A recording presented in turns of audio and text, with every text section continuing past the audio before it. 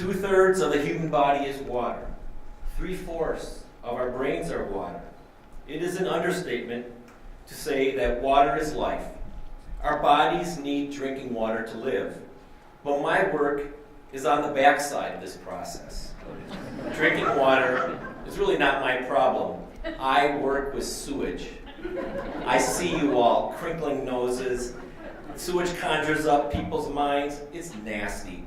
It may surprise you to learn that I have the greatest job in the world.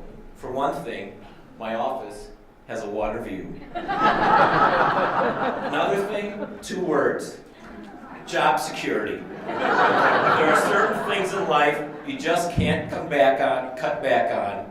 Regarding if it's economy, who's our governor, it doesn't matter. And even though we all do it, we don't like to talk about it. It is invisible. We flush our toilets and it just goes away. The thing is, there's no way. When you think about it, you flush your toilet, it takes 40 days to run through miles of pipe through the treatment plant and then down to the Mississippi River to the Gulf of Mexico. The world is a very small place, and we are all connected. Our treatment plant was built to prevent raw sewage from getting into our lakes. It was thought at the turn of the century that Lake Mendota would be our drinking water supply, and it probably wasn't a good idea to have sewage going into Lake Mendota if we're going to be drinking it. Sewer system was built by a rugged cast of characters with their own bare hands. A network of tunnels and pipes were extended to the far reaches of Dane County, 160 miles or so. The first chief engineer, my predecessor, was Herbert O. Lord, who was known to say, "The Lord has spoken." 100 years later, it is still a dirty job, but today's plant operators are scientists and use technology more than muscle to operate the plant. You will never hear of a sewage spill because these sophisticated employees are able to predict and solve problems before they are problems.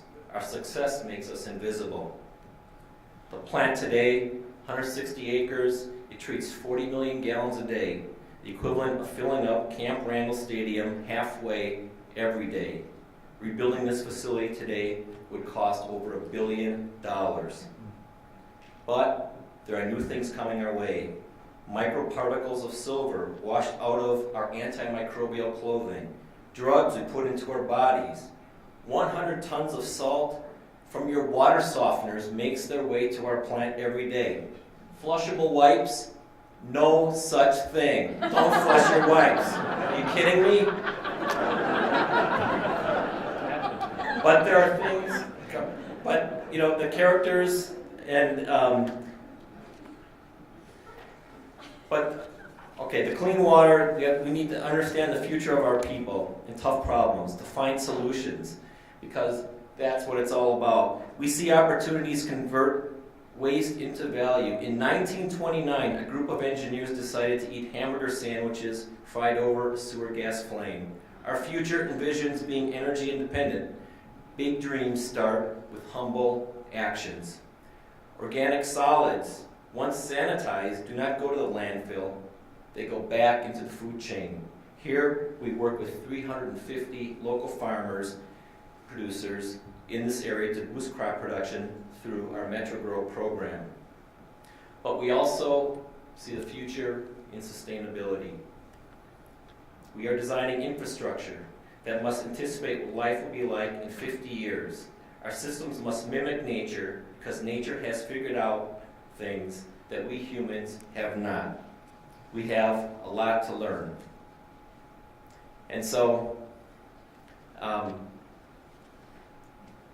we see solutions in our community, and I think my slides got scrambled somehow, but I'm going to. We have to anticipate where life is 50 years from now. Our systems must mimic nature because nature has figured things out, even though humans have a lot to learn. And this is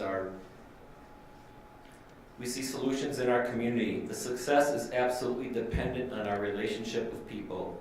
And working together to make a difference, we build this relationship early. We realize that we are in it for the long term. But even with our successes, there are wake-up calls. And the severe drought over the last few years taught us to pay more attention to what we were doing. And that is, why are we letting fresh water slip through our fingers? It doesn't make any sense. But there is inspiration in weird places. And that is from a photographer named DeWitt Jones from the National Geographic, who said, "The difference between success and significance is millimeters, not miles." What he is saying is that if something seems insurmountable, just changing your view slightly can offer new perspectives. And if we look at water, how do we change our view just slightly? We currently think of water in silos. Well, there's drinking water, and storm water, wastewater. How can we be moving from being not just successful, but significant? There is only one water.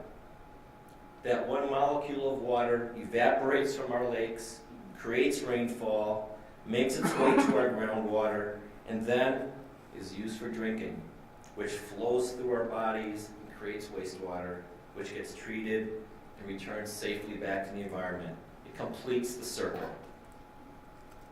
This will require us to respect every drop, to see opportunities in wastewater.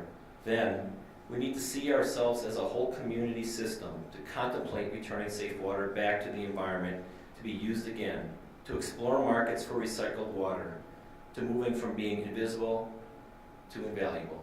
Thank you.